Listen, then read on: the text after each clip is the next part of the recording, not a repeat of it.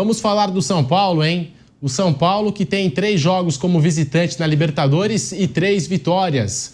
Marca expressiva desse São Paulo que bateu na noite desta terça-feira o Alianza Lima, jogando no Peru por 2-0, 2 gols de André Silva.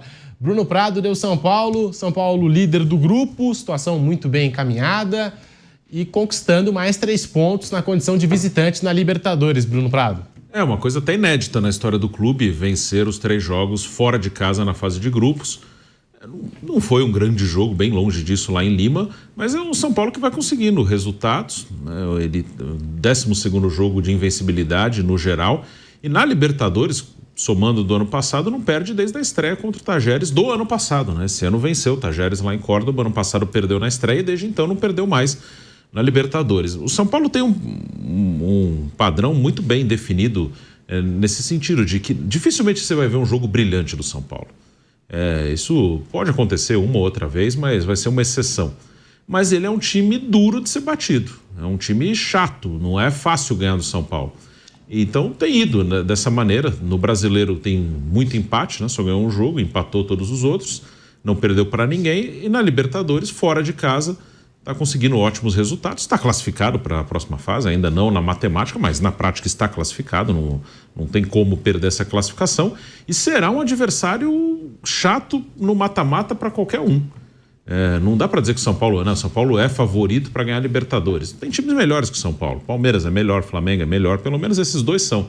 Mas se pegar um desses, vai dar trabalho. Assim, é um time que também, ao mesmo tempo, se ele pegar um time inferior a ele pode se enrolar também. Assim, o São Paulo é nesse ponto, ele não vai dominar amplamente. Se ele pegar um adversário mais fraco que ele, São Paulo não vai dominar, sufocar, massacrar o adversário. Não, vai ser ali, também no limite. Mas ele vai levar um adversário melhor que ele também ao limite para vencê-lo.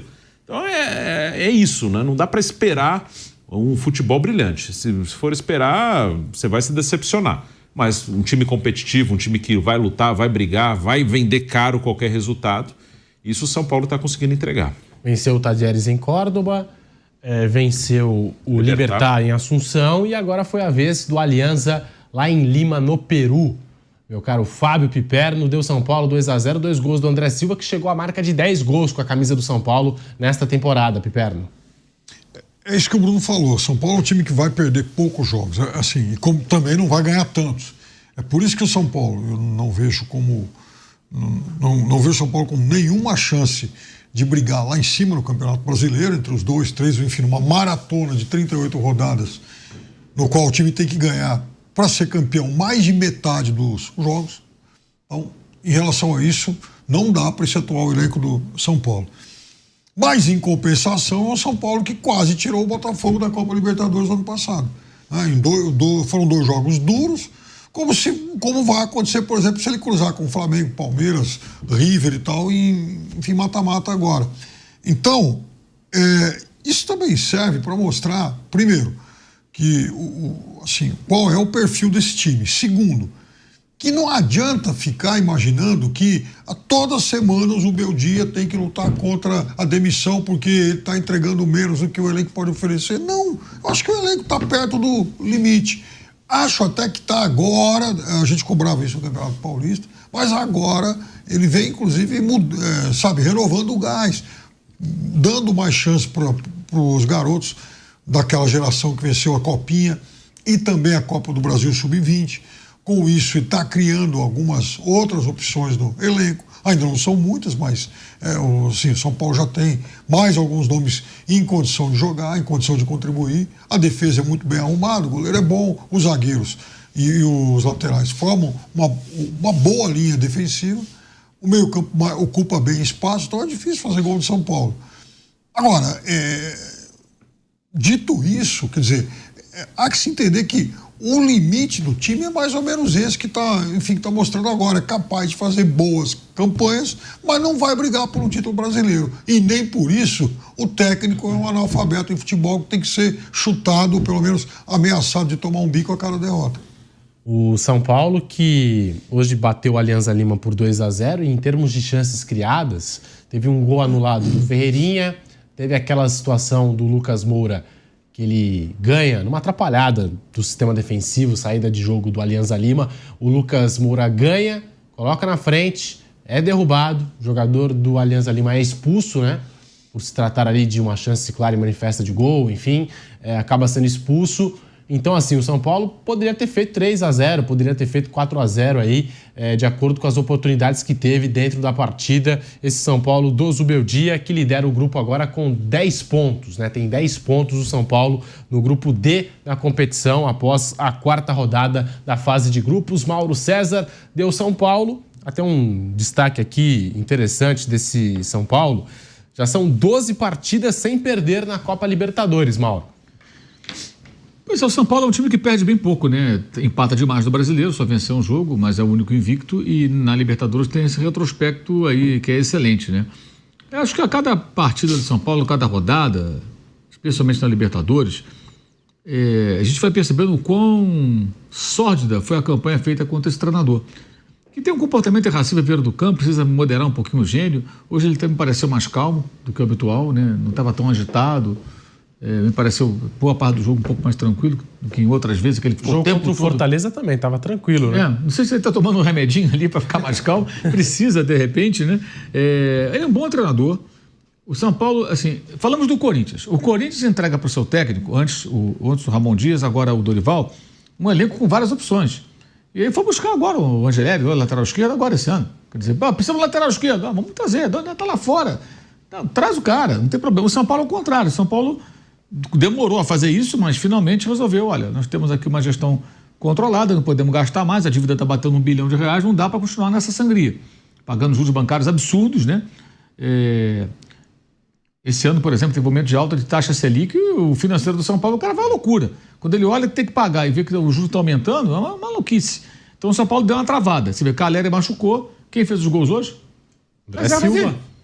A realidade do São Paulo é essa, é se virar com o que ele tem. Os meninos, os jogadores que eram reservas, mas esses caras que vão jogando. Não vai ter o Calleri, não vai ter o outro, o Oscar machucou, o Lucas só voltou agora. Paciência. O Corinthians é o contrário. Aí você vê o Corinthians jogando na Sul-Americana, embora seja um grupo até forte do Corinthians, né? De times que poderiam estar na Libertadores, mas fazendo uma campanha ruim. E o São Paulo, na Libertadores, faz uma campanha segura, vencendo todos os jogos fora de casa, tem uma sequência excelente na competição, historicamente, também jogando partidas em série. Então, o que alguém quer mais? Assim, o que acha que dá para fazer mais com esse time? Dá para ser campeão? De repente pode ganhar alguma coisa, pode chegar a algum lugar, mas eu, sinceramente, não vou dizer que eu não entendo, porque eu entendo. Eu entendo. Para mim é uma coisa deliberada de alguns setores, especialmente de jogadores que não gostam dele, ou porque não é amigo, porque não é da panela, porque gosta de um outro cara que poderia assumir que de repente é parça. Isso é muito comum. Isso é muito comum. Porque o que foi feito, acho assim, qualquer profissional do futebol pode ser criticado, o Zubeldia não é diferente. Eu acho que ele não é perfeito, longe disso, tem os seus defeitos, erra eventualmente na montagem do time. Mas, por exemplo, uma coisa que eu canso de ouvir, escutei de novo semana passada, numa transmissão, num jogo de São Paulo, jogo aqui do Brasil. Porque você vê, né? O Zubeldia não usou os garotos no início do ano. O São Paulo pegou os meninos e botou todo mundo na Copa São Paulo. O Zubeldia viajou lá para os Estados Unidos. Ele não pode levar os garotos, porque o São Paulo queria ganhar uma copinha. Ganhou uma copinha. O preço os garotos aproveitáveis, digamos, mais prontos ali, mais maduros para jogar nos profissionais, não tiveram a pré-temporada. O Flamengo fez o contrário. Ele pôs na copinha o que tinha ali e priorizou o quê? Pegou os garotos e levou para os Estados Unidos, aqueles que o técnico escolheu.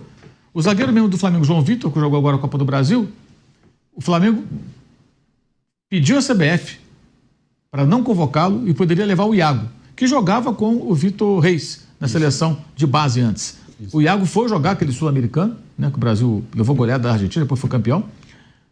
E o João Vitor, que é mais novo, tem 17 anos, foi para os Estados Unidos e é agora a primeira opção entre os garotos, tirando os outros zagueiros. Por quê? O técnico do Flamengo testou o garoto, conviveu com ele, treinou com ele, então sentiu confiança, manteve. O Zubeldia não teve esse tempo todo. Eu até acho que no Campeonato Paulista ele poderia ter aproveitado um pouco mais. Mas aí teve jogos acumulados e teve um momento que São Paulo jogou dia sim, dia não praticamente. E em Brasília, porque teve show aqui. Tudo isso não é culpa do técnico. Isso aí são escolhas do clube. Então a responsabilidade pelo não aproveitamento dos jogadores na medida que poderia ter sido aproveitado lá atrás, dos meninos do São Paulo, de Cotia, não é uma responsabilidade só dele. tem decisões do clube, tem decisões do técnico, tem uma série de situações. Mas as críticas são sempre direcionadas para o técnico. Parecia realmente uma campanha para derrubar. Sabe? Tem que derrubar o cara. Mas ele parece que é duro na queda. E está dando certo. E eu tenho certeza que o torcedor está bem satisfeito, né? Porque se o São Paulo cedeu um empate para a Aliança em casa, que foi ruim, mas a Aliança já eliminou o Boca, gente. E ganhou um jogo do Talheres na rodada passada, com um homem a menos. Foi lá e venceu o jogo com o gol do Hernan Barcos. Os acréscimos. O São Paulo hoje teve gol anulado. O São Paulo hoje venceu bem. Teve gol perdido embaixo da trave. Esse jogo hoje o São Paulo poderia ganhar de 4-0. Pelo gol perdido e pelo impedimento milimétrico, né? Nesse VAR aqui sul-americano também, que é um VAR bem questionável, né? Você não fica com muita convicção de se foi aquilo mesmo, se estava com o ombro na frente, não estava, mas enfim. Mas por detalhes, por milímetros, né? Tanto do gol perdido quanto do impedimento marcado do gol do Ferreirinha. Poderia ter sido 4-0, por exemplo, ou até mais, que se o São Paulo abre 2... São Paulo faz esses 2 gols, um perdido e o outro que não valeu, ele poderia virar o primeiro tempo com 3-0 e depois já teve uma expulsão. Poderia ter sido uma goleada. Sim. O placar foi pequeno pelas circunstâncias do jogo. Então, acho que, sinceramente, qualquer um agora fica questionando ainda, mas agora parou. Eu já vi gente que criticava, olhando pelo lado positivo, e aí comentando, não, mas lá no começo do ano, que foi o que eu falei agora, não usou os meninos, mas vem cá, campeão, qual foi a situação? Quais foram as circunstâncias? E geralmente não tem ninguém para rebater, sabe, para contra-argumentar. Vem cá, mas não foi bem isso. Geralmente, assim, é pancada. Olha, há muito tempo que eu não vejo uma campanha tão forte contra um técnico como aconteceu agora. E se fosse, assim, resultados muito ruins, aí você fala, não, você está criticando que o resultado é ruim, o time joga mal. Mas não é o caso. Sinceramente, não é o caso. O São Paulo compete e perde pouco. Talvez se tivesse mais poderio ofensivo, se o Oscar tivesse sempre à disposição, o Lucas à disposição, o Caleb não se machucasse, talvez o cenário fosse outro. O São Paulo fizesse mais alguns gols e esses empates todos... Alguns seriam vitórias do São Paulo no Campeonato Brasileiro. Porque se criou uma narrativa que o São Paulo tem um super elenco, né? Eu não acho que o São Paulo tem esse super elenco todo que tem gente que acha por aí. Eu não acho que tem super elenco. Eu não acho. Acho que tem cada vez mais um negócio. Os melhores elencos são Palmeiras e Flamengo. Acho que o Flamengo tem até mais elenco que o Palmeiras. Eu gosto do time do Internacional. Sim. Quais outros times, assim? Eu não coloco esse time do São Paulo entre os melhores elencos do Brasil. Não coloco o Corinthians entre os melhores elencos, apesar de todo o investimento feito. Tem muitos times que são parecidos ali no elenco, né? Tem um pouco a mais, um pouco a menos. O São Paulo tá nesse bolo aí, né? Os Palmeiras e o Flamengo acima aí tem um bolo grande ali, que por um detalhe a mais, a menos, é melhor, mas tem São Paulo com o time completo. O 11 inicial é um time forte, pode ser competitivo, como disse o Mauro, pode ir lá brigar, como quase eliminou o Botafogo no ano passado, mas assim... Né? Mas ele tem menos gente que outros elencos aí, e tá criando alternativas, tá se virando, né? Mesmo com desfalques. O Mauro falou muitas vezes sobre isso, né? De cada vez mais a gente está caminhando para o cara só ver o time dele, né? Sempre teve mais ou menos isso, mas agora é muito direcionado, né? A comunicação atual é muito direcionada em qualquer área, não só no esporte, mas a gente está falando do esporte, do futebol. Assim, o cara tem hoje um influencer do time, tem jornalistas que falam mais de um time, que é uma tendência da comunicação. Aí o cara só vai assistir as coisas relacionadas ao time dele. Ele vai ver os jogos só do time dele, ele vai ver o cara no YouTube que fala do time dele, ele vai ver o jornalista que fala mais do time dele, e vai seguir na rede social quem fala do time dele. E aí ele acha que os outros não existem. Pô. Aí ele acha que o time dele é uma coisa espetacular, porque ele nem conhece o outro. Tem até uma outra situação que é muito comum. Isso acontece comigo toda hora. Por exemplo, eu faço uma crítica a um time que não é aquele pelo qual eu torço. O cara sabe meu time. Meu time é o Flamengo, ok? Eu faço uma crítica a alguma coisa, como eu elogiei agora o São Paulo, eu posso estar criticando um outro time. Aí o cara manda mensagem assim, fale do seu time. O idiota é tão idiota, um idiota que ele acha que o jornalista tem que falar sobre o time. Não, amigo, não é assim que funciona. A resposta que eu dou para esse idiota é, não me acompanhe, né? Mas ele sempre vai acompanhar, aqui ele vai estar sempre, porque ele precisa ouvir essas coisas. Mas é isso, é isso. Esse é um derivado disso tudo que o Bruno está falando. Isso gera intolerância, gera uma série de situações, né? Até porque muitas vezes, entre influências jornalistas, tem a agenda positiva, sim. Tem os que são, de alguma forma, vinculados à diretoria, são amigos, uma coisa parecida. Parece que toda a contratação é brilhante. Exato, aí superestimam. Todos os garotos são geniais. Acontece em todos os times. Essa semana mesmo. Para citar o meu time, que fico mais até à vontade, já que eu estou falando desses idiotas. O pessoal do Flamengo lá, torcedores, reclamaram de uma falta na origem do pênalti que deu a vitória ao Cruzeiro. Eu não achei falta. E falei desde o domingo, para mim não foi falta. Falei depois do jogo, não foi falta, para mim foi um lance normal. Aí quando veio ontem a imagem do VAR, a imagem do VAR era melhor do que a da transmissão. Era claríssimo que não foi falta, foi um desarme totalmente na bola. Mas teve gente que passou domingo e segunda-feira até essa imagem aparecer, batendo, martelando. Esse cara que o Bruno está citando, que torce especificamente pelo Flamengo, ele passou o dia com a cabeça desse: fomos roubados, fomos roubados. Não foi roubado, coisa nenhuma, perdeu, bem perdido, e era para ter tomado demais, não fosse o goleiro. Mas sabe, olha como você cria uma narrativa de uma derrota mais do que merecida, assumida pelo treinador, que assumiu que o time jogou mal, e você, a partir de um lance e uma fantasia, você cria a narrativa de que o time foi roubado. E esse cara vai acreditar nisso. Talvez até vendo a imagem ele fale: não, isso foi uma montagem inteligente artificial. Ele não vai acreditar. Sim. E isso é bem Todo mundo acha que o time dele é bom. Você vê, eu ouço, por exemplo, quando eu vejo críticas pegar um daqui, um de São Paulo e do Rio, ao Vasco e ao Santos.